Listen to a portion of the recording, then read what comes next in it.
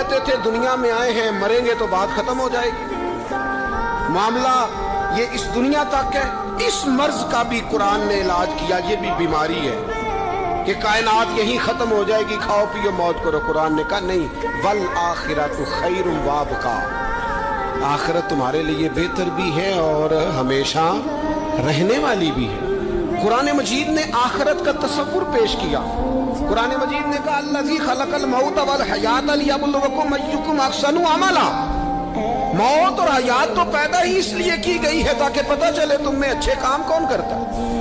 ایک نظریہ دیا قرآن پاک نے, سوچ دی, جینے کا ڈھب اور سلیقہ دیا.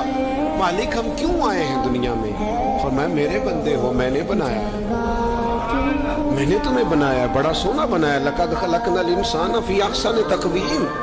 مالک تو نے کس لیے بنایا؟ تو قرآن اس بیماری سے بھی شفا دیتا ہے. فرمایا وما خلقت الجن والانس الا لیعبدون.